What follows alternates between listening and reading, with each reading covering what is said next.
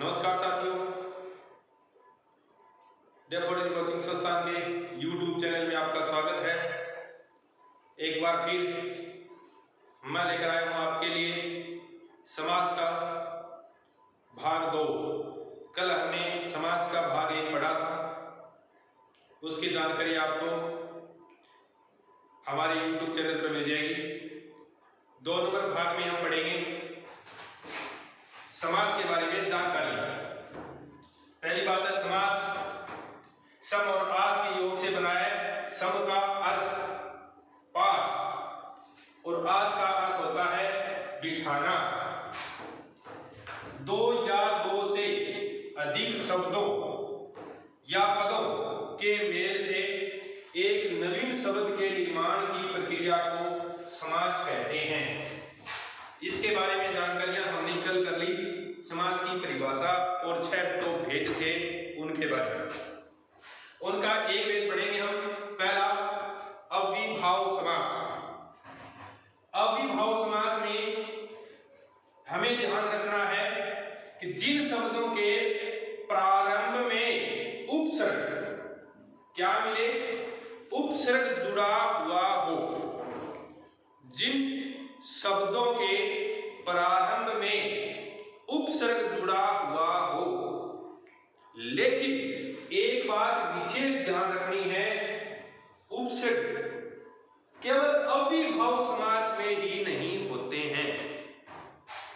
सदैव ध्यान रखिए ये बात, क्योंकि उपसर्गों का प्रयोग तत्पुरुष समास में भी करते हैं, लेकिन मुख्य रूप से उपसर्ग आते हैं अविभाव समास में।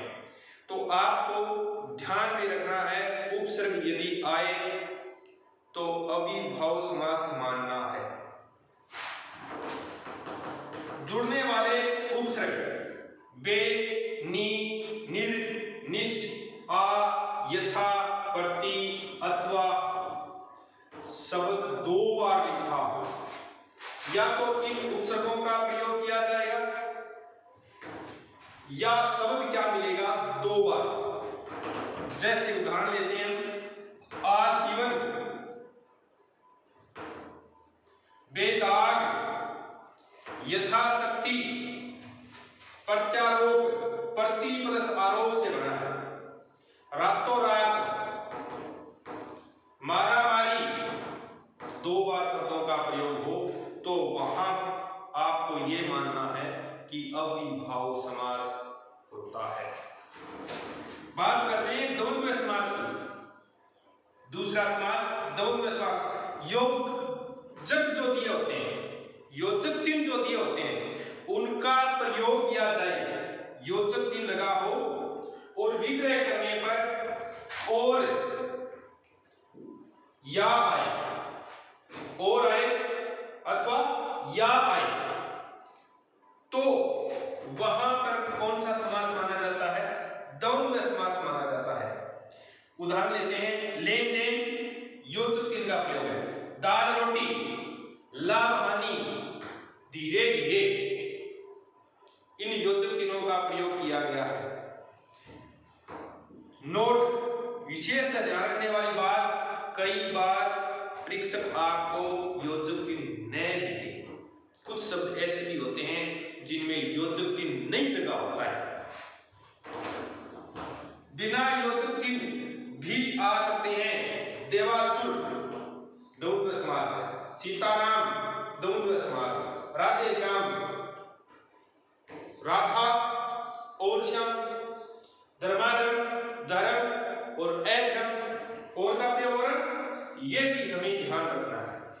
बात करते हैं तीसरे बहुव्रीहि समास पर।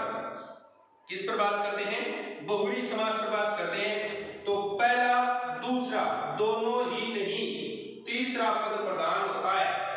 प्रधानता के बारे में हमने प्रथम वीडियो में बात कर ली है, फिर भी दोबारा बता देता हूं कि पहला और दूसरा दोनों पद प्रधान नहीं होते हैं। इसमें तीसरा पद ही प्रधान होता है, अन्य पद ही प्रधान होता है।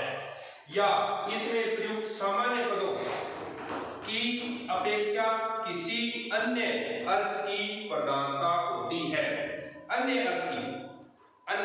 अर्थ की प्रधानता रहती है।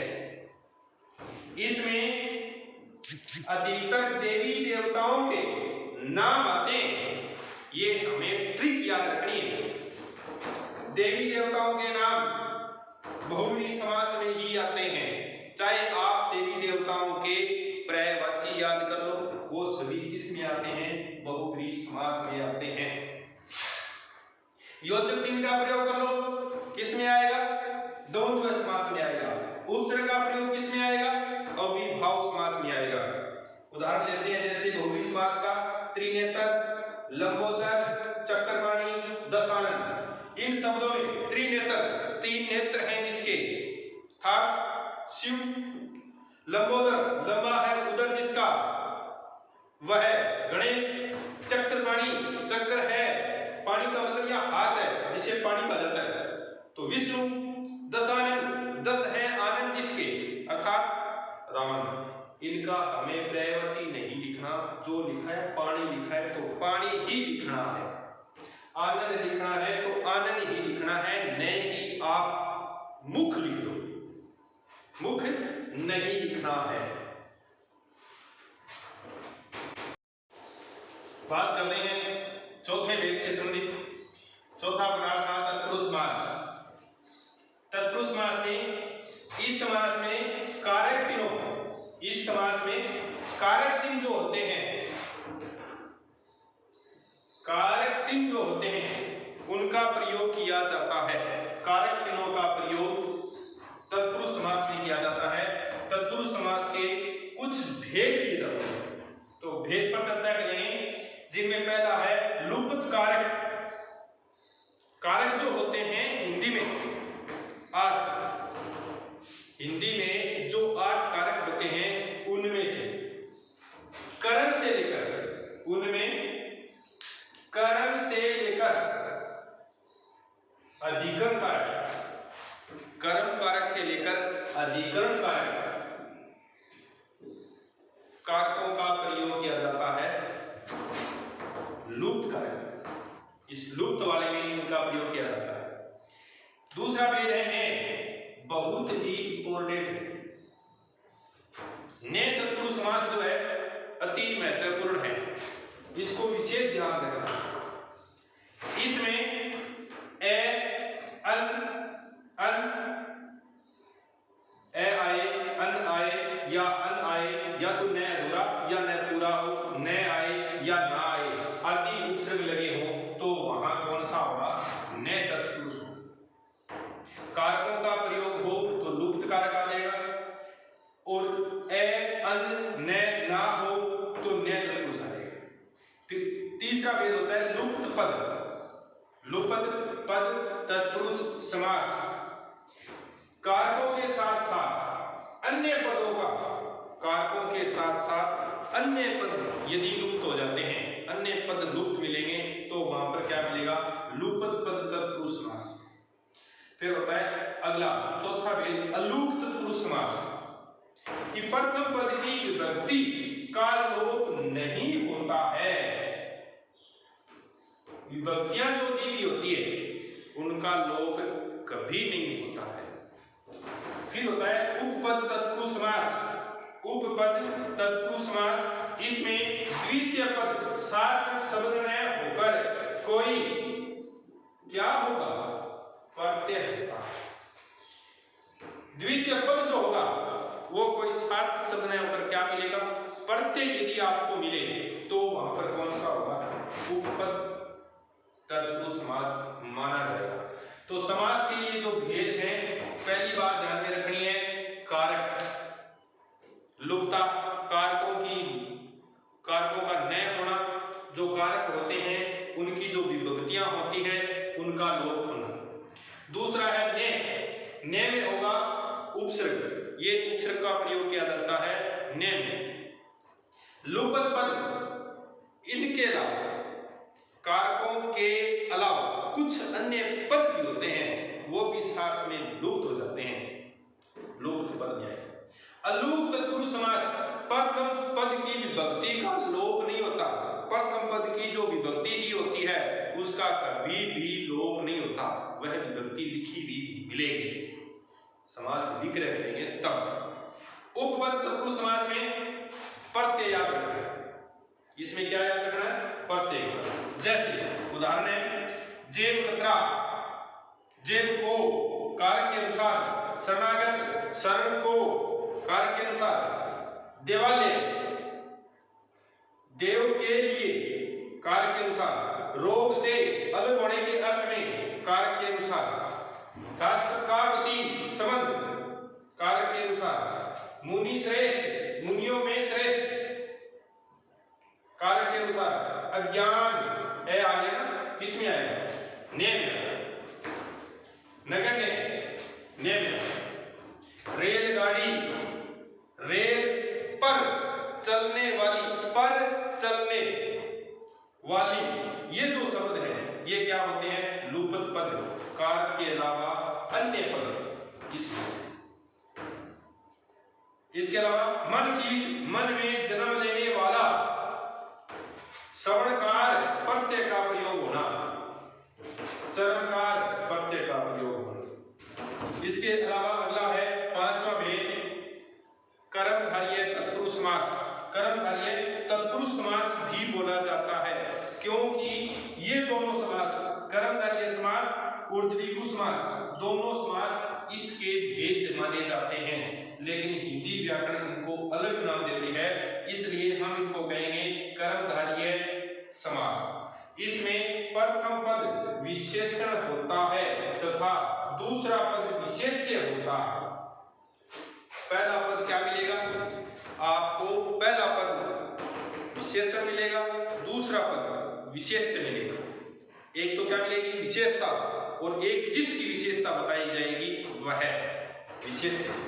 उदाहरण देते हैं जैसे नील गाय या नीला गगन, नीला गगन, लाल मिर्च, देवर्षि, अधमरा, नीलोत्पल, ये कर्मधारय समास के उदाहरण है। ये एक प्रकार की विशेषता होती है, इसकी विशेषता बताई जाती है। जैसे ये विशेषता है इसकी। अगली लास्ट अंतिम आता है छठा द्विगु समास। प्रथम पद संख्यावाची होता है, केवल इतना ही ध्यान रखना है कि प्रथम पद क्या मिलेगा? संख्यावाची मिलेगा। उदाहरण लेते हैं एकांकी, एक आ गया ना, दुनाली दू या दो आ गया, चौराहा चार आ गया, चौका चार होता है, नवग्रह नौ आ गया। तो संख्यावाची यदि दिया हो तो द्विगु समास माना जाता है। तो प्रिय साथियों, हमने पढ़ा है समास के सामान्य रूप से 6 भेदों के बारे में, जिसमें पहला पढ़ा था अविभाव समास। अविभाव समास में क्या होता है? उपसर्ग का प्रयोग किया जाता है। विशेष ध्यान रखने वाली बात बता रहा हूं मैं कि उपसर्ग आते हैं तो अविभाव समास होगा। दोनों पद प्रधान हो, और वैसे द्वंद्व में नाम ही में दो दय आते हैं। द्वंद्व दय और दय का प्रयोग, दो दय आते हैं तो दोनों पद प्रधान होते हैं, पहला और दूसरा। और तीसरा पढ़ा था हमने बहुब्री समास। बहुब्री समास में न तो प्रथम पद प्रधान होता है, न द्वितीय पद प्रधान होता है, तीसरा पद ही प्रधान होता है। अन्य पद ही प्रधान मिलेगा आपको, दोनों को छोड़ना है। तीसरा अर्थ यदि दे रहा हो तो वहां तीसरा पद प्रधान माना जाता है। फिर हमने पढ़ा है चौथा तत्पुरुष समास। तत्पुरुष समास में कारकों का प्रयोग किया जाता है, विभक्तियों का प्रयोग किया जाता है, प्रत्यय का प्रयोग किया जाता है। उसके अनुसार इनके कुछ भेद माने जाते हैं, जिसमें पहला आता है लुप्त कारक, कारकों का लुप्त होना। फिर माना जाता है ने तत्पुरुष, ने केवल ने ही होगा। यदि हम समास विग्रह करेंगे तो ये जो ए लिखा है, अन लिखा है, ने लिखा है, इसकी जगह केवल ने लिखा है, इसको हटा देंगे और ने लगा देंगे। फिर बात की हमने अलुप्त तत्पुरुष समास में। अलुप्त तत्पुरुष समास में क्या होगा कि इससे पहले बात पढ़ी है लुप्त पद, पदों का लुप्त होना, कारक के साथ साथ कुछ अन्य पद भी लुप्त हो जाते हैं।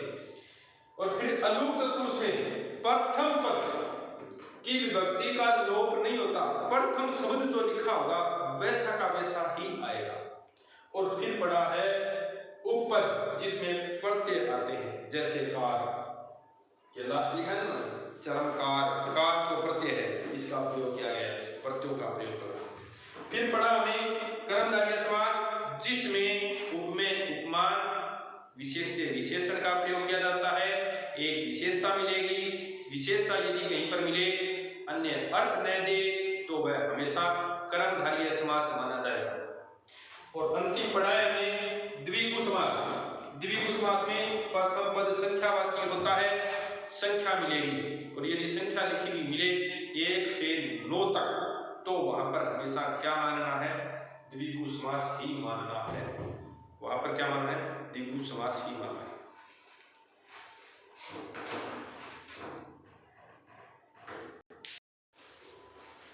दोस्तों अब हम समास का सार देखते हैं।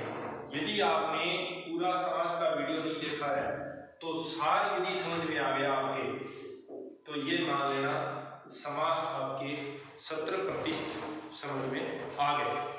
तो हमने लिखा है पहले अविभाव समास के बारे में कि अविभाव प्रत्येक समास का नाम, अविभाव समास, तत्पुरुष समास, कर्मधारय समास, द्विगु समास, द्वंद्व समास और बहुव्रीहि समास, ये समास के भेद हैं।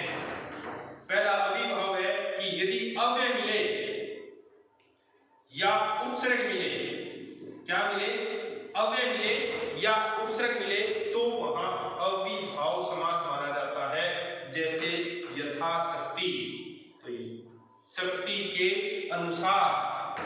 तत्पुरुष समास यदि कारकों का प्रयोग किया गया है तो वहां तत्पुरुष समास माना जाएगा। जैसे कन्यादान, कन्या का दान, का कारक चिन्ह का प्रयोग।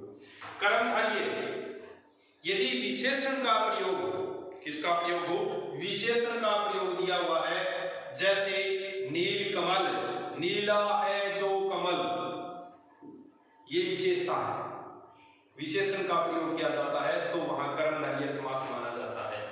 द्विगु समास यदि संख्यावाची शब्द प्रथम रूप में लिखा हुआ है तो वहां द्विगु समास माना जाता है, संख्या का प्रयोग होना। जैसे नवरात्र, नव जो शब्द है वो द्विगु समास की पहचान को इंगित करता है। द्वंद्व समास युगम शब्द आए, युगम का मतलब योजक चिन्ह का प्रयोग हो, योजक चिन्ह का प्रयोग हो या दो पद लिखो, दो पद यदि लिखे हुए हैं तो द्वंद्व समास माना जाता है।